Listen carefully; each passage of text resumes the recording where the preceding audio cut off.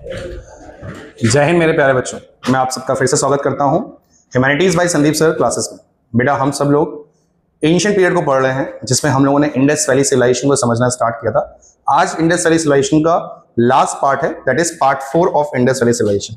आज हमने इस सिविलाइजेशन में ये पढ़ना है कि कैसे जो इतनी अच्छी सिविलाइजेशन थी, एक अर्बन सिविलाइजेशन थी जो अपने पीक पे गई मैच्योर टाइम पे में, उसके बाद में कैसे अंत हो गया, कैसे ये सिविलाइजेशन विलुप्त हो गई। हमने फर्स्ट क्लास में ये डिस्कस किया था कि ये सिविलाइजेशन 1921 के आसपास टाइम पीरियड में खोजी गई। तो ये पिछले उससे पहले 2000 सालों तक क्यों किसी को नहीं पता था, और कैसे ये सिविलाइजेशन का अंत होता है, कैसे ये दफन आती है, इसके बारे में आज हम पढ़ने वाले हैं। बेटा, काफी इंटरेस्टिंग टॉपिक है, आप इसको ध्यान समझिएगा। और ये काफी डिस्प्यूटेड भी है, क्योंकि आज तक हमको ये सच में जानकारी प्राप्त नहीं हो पाई कि ये कैसे हुआ। लेकिन हम कुछ हिस्टोरियंस इसके लिए कुछ थ्योरीज देते हैं, कुछ दावा करते हैं, जिसे आज हम समझेंगे। हमारा काम सारी थ्योरीज को समझना है और आपको ये महसूस करना है कि सच में क्या कारण हो सकते हैं। आइए देखिए, कुछ इंपॉर्टेंट डिक्लाइन के जो फैक्टर्स हैं, उनमें से सबसे पहला फैक्टर है क्लाइमेटिक शिफ्ट का।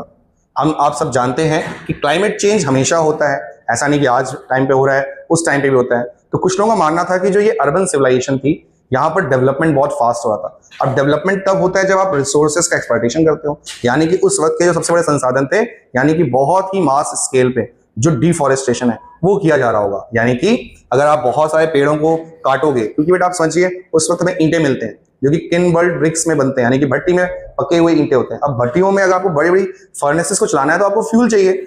अब क्रूड ऑयल जैसी सुविधाएं उस वक्त तो नहीं रही होंगी, इसकी वजह से उन लोगों ने जो फ्यूल के तौर पे वुड्स हैं, लॉग्स हैं, उनको उसको इस्तेमाल करना स्टार्ट किया हुआ। उसके लिए बहुत सारी मात्रा में पेड़ काटे गए होंगे। पेड़ काटने की वजह से क्लाइमेट पैटर्न चेंज हुआ होगा, और चेंज होने की वजह से कहीं पर बहुत ज्यादा ड्रॉट जैसी सिचुएशन, बहुत ज्यादा फ्लड जैसी सिचुएशन आई होगी। आपको सुनकर काफी कुछ आज की कंडीशन ऐसा महसूस हो रहा होगा। तो बिल्कुल ये बात सच है बेटा कि जैसे हम लोग डेवलप होते जा रहे हैं, रिसोर्सेज का एक्सप्लॉयटेशन बहुत ज्यादा हो रहा है, और फ्यूचर में ऐसा हमारे साथ भी हो सकता है कि क्लाइमेट चेंज होने की वजह से बारिश का कोई टाइम नहीं होगा, ड्रॉट पड़ेगा, कहीं पर बाढ़ आ जाएगी, बहुत ज्यादा फ्रीक्वेंट सुनामीज आएंगी, और जो ये हैबिटेट है वो भी लॉस्ट हो सकता है। तो ऐसी सिचुएशन हमको देखने को मिली थी इंडस वैली टाइम पे भी। तो कुछ लोग कहते हैं क्लाइमेट शिफ्ट हुआ होगा, घग्गर और हाकरा रिवर में फ्लड सूख गई होंगी, और इंडस का जो अपना मेन कोर्स है रिवर का, वो भी प्लेन चेंज किए होंगे। उस वजह से बड़े बड़े शहर और सिटीज हैं वो क्या हो गई होंगी, दफन हो गई होंगी। इकोलॉजिकल डिस्ट्रक्शन जो हमने किया, डिफॉरेस्टेशन ऑफ किल्न, किस लिए किनबर्ड ब्रिक्स को रन करने के लिए, इससे सॉइल की फर्टिलिटी खत्म हो गई होगी, और फूड का प्रोडक्शन नहीं रहा होगा, और जो लोग हैं वो स्टार्व किए होंगे और डेथ उनकी हो गई होगी। इस वजह से भी सिविलाइजेशन लॉस्ट हो गई होगी। थर्ड बेटा, सबसे बड़ा कारण नेचुरल डिजास्टर आ जाता है, ये कि टेक्टोनिक मूवमेंट्स की वजह से। आप जानते हैं कि जो अर्थ है वो 6-7 प्लेट्स हैं, टेक्टोनिक प्लेट्स उन पे ही है, और अगर टेक्टोनिक प्लेट्स में बहुत ज्यादा रिफ्ट होगा, कन्वर्जन या डाइवर्जन होगा, उसके से जो नेचुरल डिजास्टर्स आते हैं उसकी वजह से भी ये साइट्स लॉस्ट हो गई हैं, जैसे कि मोहनजोदड़ो में फ्लड आने के बातें बताई गई हैं। लास्ट एक थ्योरी है, that is known as Aryan invasion theory. हालांकि ये थ्योरी को बहुत ज्यादा लोग एक्सेप्ट नहीं करते, बड़ी थ्योरी है क्या बेटा? तो काफी इंटरेस्टिंग बात है। ये मानते हैं कि जो वर्ल्ड वाइड बड़ी बड़ी सिविलाइजेशंस या जो आज लोग रहते हैं, ये कहीं ना कहीं जब स्टार्टिंग में स्टैब्लिश की गई थी तो आर्यंस के द्वारा की गई थी। कुछ लोग आर्यंस मानते हैं कि ये नॉर्दर्न आर्कटिक ओशन से आए थे, कुछ लोग अपने यहाँ पर क्लेम करने की कोशिश करते हैं, जैसे हिटलर भी क्लेम करता था कि आर्यंस जो हैं वो they are from the very their own country.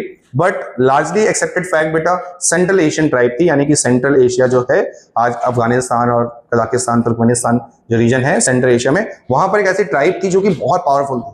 वहां पर इसके पीछे फैक्ट ये देते हैं कि वहां पर ग्रासलैंड्स हैं, स्टबीज ग्रासलैंड्स हैं, बहुत ऊंचे ऊंचे। तो जो हाइट हुआ करती लोगों की वो बहुत ज्यादा हट्टे गुट्टे और मस्कुलिनिटी होती थी, और बड़े बड़े हॉर्सेस उनके पास में थे, और हॉर्सेस उस वक्त में होना घोड़े वगैरह, यानी कि आप कहीं पर भी कोई वॉर रेज कर सकते हो। तो ऐसा मानते हैं कि ये जो आर्यंस हैं ये दुनिया भर में गए और ये इंडिया की तरफ भी आते हैं। तो आर्यंस इन्वेट करते हैं इंडिया को, और जो यहाँ की लोकल ट्राइब्स होती हैं उनको वो साउथवर्ड पुश कर देते हैं। तो जैसे आप देखते हैं द्रविडियन जो हैं, तो ऐसा माना था कि वो रियल इंडियंस हैं, और जो द्रविडियंस और जो आर्यंस की इंटरमिक्स रेसेस हैं वो आज हमारे नॉर्दर्न पार्ट में इंडिया में रहती हैं। हालांकि थ्योरी है, एक्सेप्टेड नहीं है, बट कुछ लोग मानते हैं कि जब आर्यंस आए होंगे तो इंडस वैली सिविलाइजेशन के लोगों को उन्होंने मार दिया होगा, या फिर उनको यहाँ से हटा दिया होगा, और इस वजह से भी ये सिविलाइजेशन यहाँ पर लॉस्ट कर गई है। जैसे नौ लार्जली रिजेक्टेड थ्योरी है कि ऐसा कुछ हुआ होगा, या ऐसे कोई एविडेंसेस हैं। अब नेक्स्ट बेटा टॉपिक की हम बात करते हैं कि ऐसी क्या लेगेसी है, यानी कि जो इंडस वैली सिविलाइजेशन के टाइम पे हमें चीजें को देखने को मिलती हैं जो उस वक्त पे होती थी, क्या उनका आज भी कोई कनेक्शन है हमारे सोसाइटी से, या आज भी कुछ वैसी चीजें हम फॉलो अप करते हैं? यस बेटा, जैसे कि ग्रिड टाउन प्लानिंग की बात करें या स्टैंडर्डाइजेशन ऑफ वेट की बात करें। हमने लास्ट लेक्चर में देखा था कि जो इंडस के लोग हैं उन्होंने टाउन को बहुत अच्छे से ग्रिड पैटर्न में प्लान कर रखा था। Streets north to south, east to west की तरफ क्रिस क्रॉस वे में मूव करती थी, और ऐसे ही आज हमें भी बहुत सारे शहरों की बनावट देखने को मिलती है जो कि ग्रिड पैटर्न थे। साथ साथ में हमने आज भी वेट्स को स्टैंडर्डाइज कर रखा है ताकि कभी कोई डिस्प्यूट या कोई रिफ्ट ना जनरेट हो, कोई एम्बिग्यूटी ना हो, इसके लिए हमने स्टैंडर्डाइजेशन ऑफ वेट आज भी कर रखा है। ये उस वक्त भी था, आज भी ऐसे ही मिलता है। साथ साथ में बेटा जो पोट्री स्टाइल्स हैं और बैंगल्स का यूज है, हमने डांसिंग गर्ल की बात की थी, ब्रॉन्ज डांसिंग गर्ल जो है उसके बैंगल्स थे हाई राइज, और यही आज जो गुजरात और राजस्थान के कल्चर में हमको प्रोमिनेंटली देखने को मिलता है, और ये दिखाता है कि जो हिस्ट्री है वो फिर से वैसे ही वहां पर कल्चर डेवलप हो रहा है। पोट्री स्टाइल्स वगैरह भी आज भी सेम देखने को मिलती है।